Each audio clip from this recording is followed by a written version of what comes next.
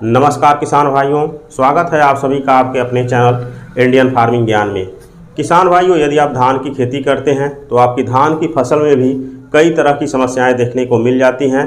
कभी कभी पोषक तत्वों की कमी दिखती है तो कभी फंगस बीमारी की समस्या दिखती है और कभी कभी तो कीट का भी अटैक देखने को मिल जाता है। कीटों में जो है दीमक और तनाछेदक कीट आपकी फसल को ज़्यादा बर्बाद करते हैं। दीमक कीट जो है पौधे की जड़ को खा करके जो है जड़ को ख़त्म कर देती है, जिससे जो है पौधा ज़मीन से पोषक तत्वों का अवशोषण करने में असमर्थ हो जाता है, जिससे फसल जो है पीली हो जाती है, यहाँ तक कि सूख करके ख़त्म भी हो जाती है।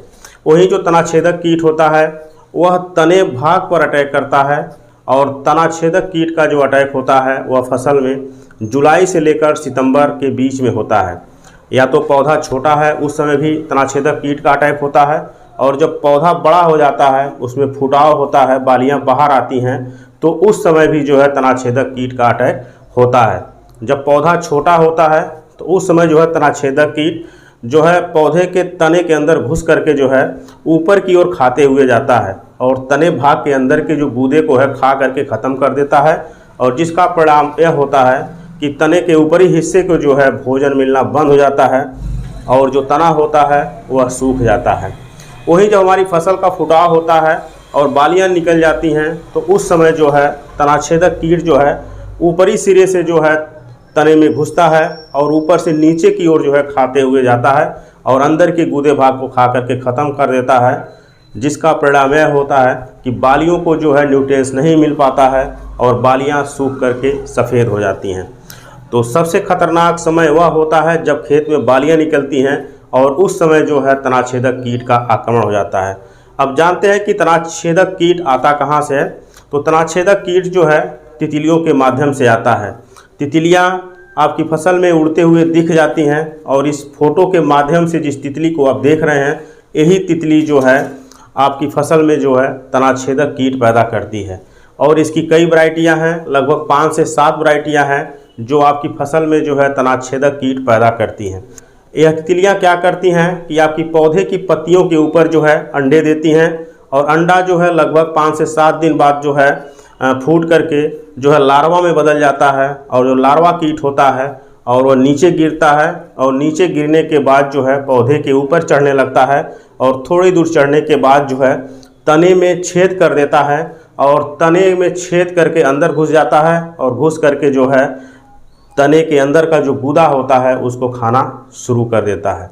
और इसका जो जीवन चक्र होता है लगभग 1 महीने का होता है। उसके बाद यह प्यूपा में बदल जाता है और प्यूपा के बाद जो है यह फिर से तितली में बदल जाता है और तितली में बदलने के बाद जो है फिर से आपकी फसल पे आक्रमण करता है, यानी कि अंडे देना शुरू कर देता है और फिर से जो है लार्वा के रूप में जो है सुंडी कीट उत्पन्न होने लगती है। और यह जो काफ़ी खतरनाक कीट होते हैं, और यदि हमारी फसल में जो है 2 से लेकर 10% तक इनका अटैक है तो हमें तत्काल जो है इनके नियंत्रण के लिए उपाय करना चाहिए। मार्केट में जो है बहुत सारी रासायनिक चीज़ें उपलब्ध हैं जिसका इस्तेमाल करके आप जो है इन कीटों का नियंत्रण बहुत अच्छी तरह से कर सकते हैं। यदि इन रसायनों का उपयोग आप अपनी फसल में कर देते हैं तो दीमक, तनाछेदक, पत्ती मोड़क, हिप्सा जैसे कीटों का नियंत्रण बहुत ही आसानी से हो जाता है। और जो सबसे प्रचलित दवा है इन कीटों के नियंत्रण के लिए वह है फिप्रोनिल 0.3% GR कीटनाशक, और यह जो है हर कंपनियां अलग अलग अपना नाम रख करके बेचती हैं और इसकी जो मात्रा लेनी है वह 8 किलो प्रति एकड़ की दर से लेनी है और इसे बालू या यूरिया खाद के साथ मिला करके अपनी फसल को छिट्टा लगाकर दे सकते हैं। इसे देने के बाद जो है खेत में अच्छी नमी होना बहुत ज़रूरी है। यदि खेत में नमी नहीं है तो आप खेत में पानी ज़रूर लगा दें ताकि यह जो दवा है वह घुल करके जो है पौधे के जड़ के पास पहुंच जाए।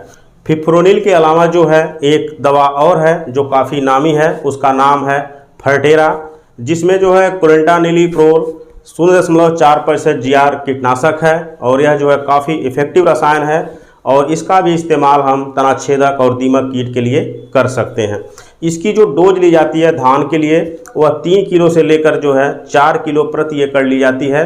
यदि पौधा बड़ा है तो आप 4 किलो प्रति एकड़ लीजिए, यदि पौधा छोटा है तो आप 2.5 से लेकर 3 किलोग्राम प्रति एकड़ फर्टेरा का इस्तेमाल कर सकते हैं। इन दोनों दवाओं के अलावा एक रसायन और है जिसका नाम है कार्टाप हाइड्रोक्लोराइड 4% GR कीटनाशक। इसका भी इस्तेमाल आप 7 से 8 किलो प्रति एकड़ की दर से जो है छिट्टा लगा करके कर सकते हैं। इसके भी इस्तेमाल से जो है तनाछेदक और दीमक कीट का जो है नियंत्रण बहुत अच्छी तरह से हो जाता है। अब बात आती है कि क्या हम दीमक और तनाछेदक कीट का नियंत्रण स्प्रे वाले रसायन से भी कर सकते हैं? तो बिल्कुल कर सकते हैं। उसके लिए आप फिप्रोनिल 5% SC रसायन का भी इस्तेमाल 400 से लेकर 500 ml प्रति एकड़ की दर से जो है कर सकते हैं। इसके अलावा जो है एक दवा आती है जिसका नाम है कोराजेन, जिसमें क्लोंटानिलीप्रोल 18.5% SC रसायन है, जिसका इस्तेमाल आप 60 ml प्रति एकड़ की दर से जो है 150 से लेकर 200 लीटर पानी में मिलाकर अपनी धान की फसल में स्प्रे करके कर सकते हैं। इसके इस्तेमाल से भी जो है तनाछेदक और दीमक कीट का जो है नियंत्रण बहुत अच्छी तरह से हो जाता है। और यह जो है एक फटेरा का ही रूप है और किसानों के बीच में जो है यह दवा काफ़ी नामी है। गन्ने के किसान जो है तनाछेदक कीट के नियंत्रण के लिए जो है सबसे अधिक कोराजेन का ही इस्तेमाल करते हैं। इसके अलावा जो है एक दवा आती है बायर की फेम, इसका भी इस्तेमाल आप 30 से 35 ml प्रति एकड़ की दर से जो है 150 लीटर पानी में मिलाकर जो है अपनी धान की फसल में स्प्रे कर सकते हैं। इसके भी इस्तेमाल से जो है तनाछेदक और दीमक जैसे कीट का नियंत्रण बहुत अच्छी तरह से हो जाता है। यदि आप इन दवाओं का स्प्रे कर देते हैं तो बहुत सारे कीट जो है आपकी फसल से गायब हो जाते हैं। इन दवाओं के अलावा जो है एक सिंजेंटा कंपनी की दवा आती है जिसका नाम है बर्टाको, जिसमें थायामेथोक्साम 1% और प्लस क्लोंटानिलीप्रोल 0.5% GR रसायन है। इसका भी इस्तेमाल आप 2.5 किलो प्रति एकड़ की दर से जो है अपनी फसल में जो है छिट्टा लगा करके कर सकते हैं। इसका इस्तेमाल आप खाद में मिलाकर कर सकते हैं या बालू या रेत के साथ भी मिलाकर के जो है अपनी फसल में छिट्टा लगा सकते हैं।